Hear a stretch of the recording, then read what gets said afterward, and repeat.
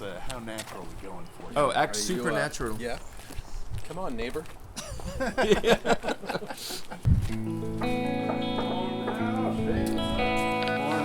guys. David. That's Rob. Are you guys filming already?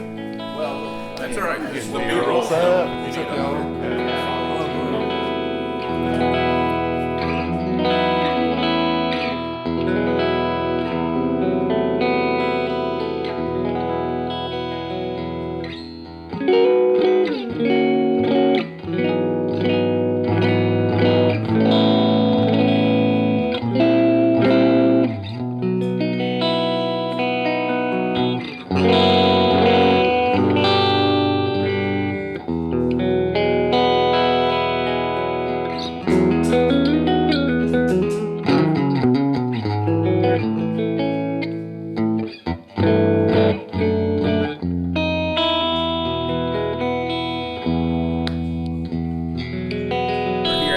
Carr Amps, talking to Steve Carr about his new amp that's coming out called the Trail Rider.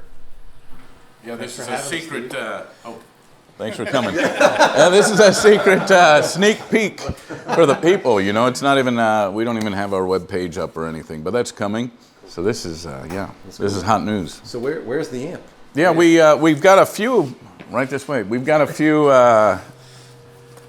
few for you to see. There's a few of the prototype cabinets. These two guys are the prototype cabinets. We changed the cutout slightly, but yeah. Ooh, those are cool. Yeah. So you've made, I mean, how long have you been making amps? These are good questions. This is the beginning of the questions. 1998 is where we marked the beginning, so we're getting close to, what is that, 30 years? 30 Crazy, years. wow. Man, wow. I know. It started in a spare bedroom, you know, and I thought if I could make 10, I could retire. That'd be it. But it just went from there. Luckily, it went from there. Yeah. You know. Cool. Awesome. After this many years of making amps, what's the inspiration for the Trail Rider, or how and how's it like different than other stuff that you've done?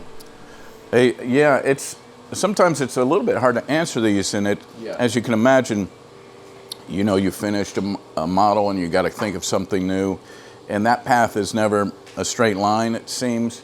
But really, where this one began was using our Raleigh chassis platform and transformers. So we have basically two kind of archetypes or sets for these amps. There's a larger, you know, like a Rambler, or the other ones we do with a big chassis and a certain transformer set. And then we have a model called the Raleigh, which is a 5-watt amp. And for years, that's been the only model that used those transformers and chassis. And we kind of thought, well, it'd be fun to have something else built off that. So that's not much of a sonic beginning, really. It's more of a hardware beginning. The Raleigh has a Fenderish clean side and then an overdrive side. And I thought it'd be really fun to have reverb and a super small amp. Ooh.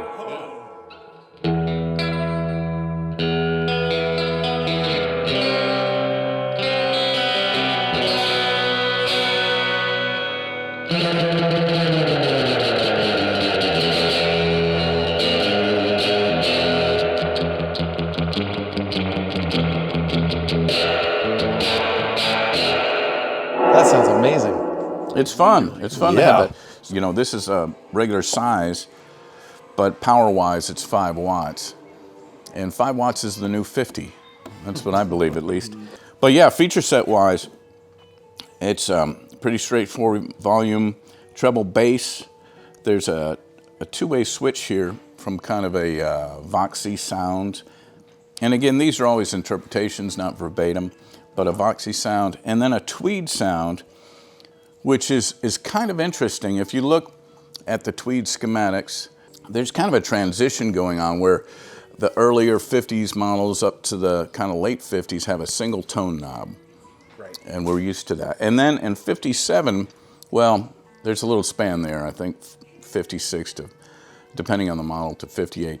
Anyway, you start to see a bass control. Yeah. So they're evolving toward the, you know, treble middle bass that we know.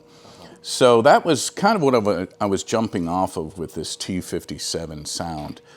And it's really a mixture of their existing tone control, and then a bass control, which is, it's different. It's almost like a bass volume control. So you can turn the bass all the way off and just be left with this treble. Or if you turn it all the way up, there's a bit of a filter in there to the roll-off highs, which is pretty neat, especially when you turn up the treble. You get this almost acoustic guitar sound then, which is really neat. And like the Tweeds, you know, it leaves all the mid-range in there pretty much. So it's a much more forward, barky sound. Really great for that medium overdrive. And then the Vox sound is kind of the opposite, just really scooped. I mean, you can get it to sound mid-rangey, but mostly it does a super scooped, beautiful thing. It's an incredible amount of range between these two. Yeah, that's cool. Shocking amount.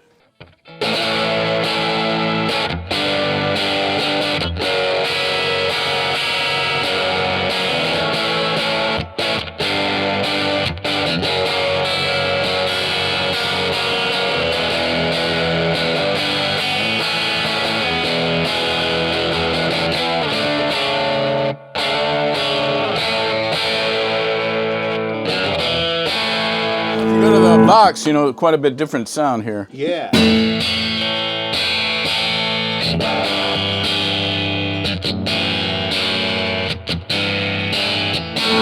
Real pretty, you know. Yeah, absolutely. Just a different feel and a different response, but like you do have these two different, very distinct tones in here between the Tweedy and the Voxy thing, but they also like it doesn't feel so different, like you're playing through two completely different amps. There's a cohesiveness to it that I really like. Which makes sense because the only thing that's switching is the tone stack and then the bright cap on the volume. So, you know, everything else is the same. The whole architecture, the power section, everything. Gotcha. It's almost like you're just changing, you know, some of the spices. Yeah, absolutely. You know, I used this a lot during the prototyping at home. I kept taking it home because that's probably where a lot of them will be. And, you know, it's so dramatic. This spot, our shop here has 12-foot ceilings, big rooms. You know, I would find myself having this halfway up and playing, and when I go home, I'm like, I'm just barely turning it on, and it's plenty loud. You know, it's just such a difference.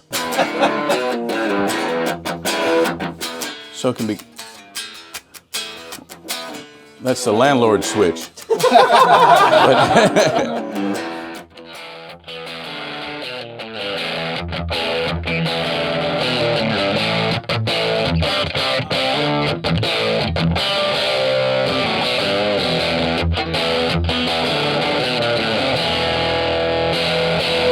It really barks, man. Yeah, there's a lot in there.